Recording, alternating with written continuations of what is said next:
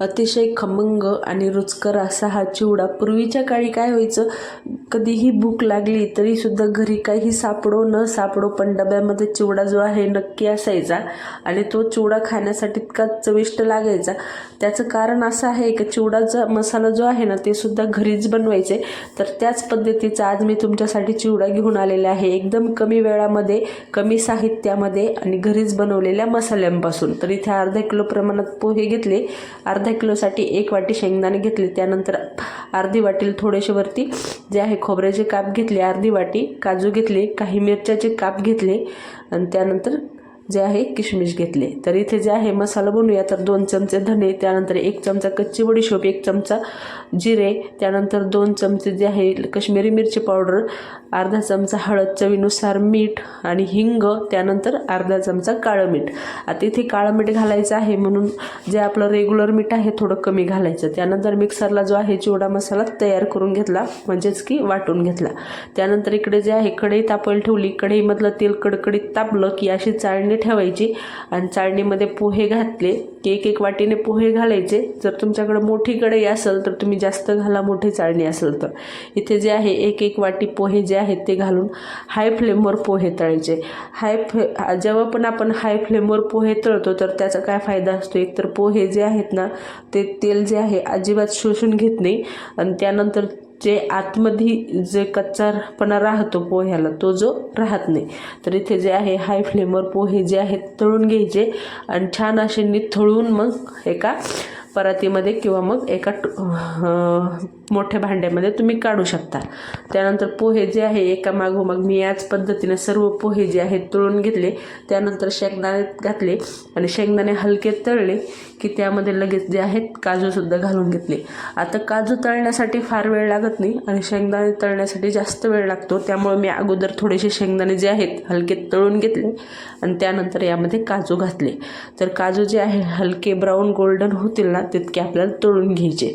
हे सुद्धा छान असं निथळून काढून घेऊया आणि आपण जे पोहे तळलेले आहेत ना त्यामध्ये सर्व एकत्रित करून घेऊया. तर हे बघा इकडे शेंगदाणे काजू घातले, तुम्हाला हवं तर तुम्ही बदामसुद्धा घालू शकता. त्यानंतर जे आहे ते खोबऱ्याचे कापसुद्धा घातले आणि खोबऱ्याचे कापसुद्धा छान असं तांबूस कलर येईपर्यंत तळून घेतले, ते सुद्धा निथळून काढून घेतले. त्यानंतर आता किशमिशसुद्धा तळून घेतली. आता इथे किशमिश तळण्यासाठी ना खूप जास्त वेळ लागत नाही, त्यामुळं फास्ट तळून घ्यायची, नाहीतर काय होतं किशमिश जे आहे ना खूप पटकन जळते. तर हे बघा इकडे किशमिशसुद्धा छान फुगेपर्यंत अशी तळून घेतली. त्यानंतर आता मिरच्याचे तुकडे घातले. आता मिरच्याचे तुकडे तळताना ना थोडीशी सतर्कता बाळगायची, ते काय होतं मिरच्या ज्या आहेत त्या तडतड उडल्या जातात. तर हे बघा इकडे मिरच्याचे कापसुद्धा तळून झाले, सर्व जे आहेत तळून झाले. आता इथे माझ्याकडे कढीपत्ता अवेलेबल नव्हतं त्यामुळे नाही घातला, तुमच्याकडे असेल तर घाला. तरी अगोदर हे काय करूया आपण सगळे सुके जे साहित्य आहेत ते सर्व एकत्रित करून घेऊया. हे बघा इकडे जे आहे सर्व एकत्रित करून घेतलं. आता यामध्ये जे आहे ना अजिबातच तेल जे आहे ऑइल फ्रीसुद्धा आपण ह्याला चिवडा म्हणू शकतो. आता तुम्ही म्हणाल की पोहे तर तळून घेतले मग ऑइल फ्री कसं काय, पण ना पोह्याने जे आहे ना अजिबात तेल शोषून घेतलेलं नाही, कारण हाय फ्लेमवर पोहे कडकडीत तेल गरम झाल्यावर तळले ना तर पोहे जे आहे अजिबात तेल पित नाहीत. त्यानंतर इकडे पॅन घेतलं, पॅनमध्ये 2 पळी तेल घातलं आणि त्यानंतर जो आपला मसाला आहे ना तो सुद्धा घातला. आता तेल कडकडीत गरम न करता मसाला घालायचा, हलकं गरम झालं तेल की मसाला घालून घ्यायचा. आता इथे जर आपण कडकडीत तेल गरम केलं आणि मग मसाला घातला ना तर मसाला करपट होईल, त्यामुळं मसाला जो आहे ना कोमट तेलामध्ये घालायचा आणि छान असं मिक्स करून घ्यायचं. आता हे बघा इथे कमी तेलामध्ये मी मसाला तळून घेत आहे आणि त्यानंतर जे आहे मसालासुद्धा आपण पोह्यामध्ये घालून घेऊया चिवड्यामध्ये. आणि आता चमच्याने अगोदर एकत्र करूया, कारण आपले पोहे जे आहेत आपण तळलेले आहेत ते गरम आहेत. त्यानंतर मसालासुद्धा तळलेला आहे तर तो सुद्धा गरम आहे. नंतर मग हाताला सोसण्यासारखं झालं की मग हाताने सुद्धा मिक्स करूया. आता हा जो चिवडा आहे ना तुम्ही ट्रॅव्हलिंगसाठी, त्यानंतर छोट्या भुकेसाठी किंवा मग मुलांच्या टिफिनमध्ये एक स्नॅक्स म्हणून, त्यानंतर जे आहे कुठल्याही समारंभासाठी पार्टीसाठी वापरू शकता. हवं तर तुम्ही ह्याला जो आहे मस्त असं यामध्ये तुम्ही आणखीन काही साहित्य तुम्हाला तुमच्या आवडीप्रमाणे डाळं वगैरे ॲड करायचे असले तर करू शकता. आणि हा जो चिवडा आहे ना 2 ते 3 महिने सहज टिकला जातो, त्यामुळं अजिबात खराब होत नाही. एअरटाईट कंटेनरमध्ये स्टोअर करून ठेवा. त्यानंतर इथे जे आहे 2 ते 3 चमचे पिठी साखर घातली. याने काय होतं, चव जी आहे ना छान प्रकारे मेंटेन होते आणि तिखट गोड चवसुद्धा येते. आता इथे तुम्हाला नको असेल तर स्किपसुद्धा करू शकता. तर हे बघा अशा पद्धतीने मस्त असा चिवडा मिक्स करून घेतलेला आहे आणि हाताच्या साह्याने मिक्स केलं ना की सगळं जे आपली मसाला आहे त्यानंतर पिठी साखर आहे सगळीकडे व्यवस्थित पद्धतीने लागली जाते आणि सगळे चिवड्याचे जे आहे व्यवस्थित अशी सगळीकडे एकसारखी चव येते.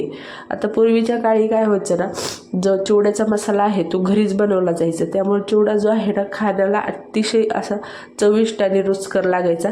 तर त्याच पद्धतीने आज मी तुम्हाला चिवडा दाखवलेला आहे घरीच बनवलेल्या मसाल्यापासून. तर तुम्ही एकदा नक्की ट्राय करा आणि एअरटाईट कंटेनरमध्ये 2 ते 3 महिने सहज स्टोअर करून ठेवा. पण इतक्या दिवस जो आहे चिवडा शिल्लकच राहणार नाही, कारण चिवडा जो आहे हा इतका टेस्टी लागतो की फटाफट संपून जाईल आणि तुम्हाला परत परत करावं लागेल. त्यामुळे एकदा नक्की करा, एकदा करा आणि 2 ते 3 महिने आरामशीर खा. तर अशा प्रकारे हा चिवडा जर तुमचं डाएट चालू असेल ना तरीसुद्धा तुम्ही हा चिवडा खाऊ शकता. तर हे बघा इकडे आपल्याला मस्त असा एकसारखा कलर आलेला आहे चिवड्याचा आणि मस्त असा आपला चिवडा जो आहे मिक्स झालेला आहे. चला मग चिवड्याची रेसिपी आवडली असेल ना तर लाईक शेअर सबस्क्राईब करायला अजिबात विसरू नका. म्हणजे अशा सोप्या सोप्या रेसिपीज जे आहे घरगुती साहित्यातून याचे नोटिफिकेशन जे आहे तुम्हाला मिळत राहतील आणि छान छान रेसिपीज जे आहे ट्राय करायला मिळतील. चला बाय.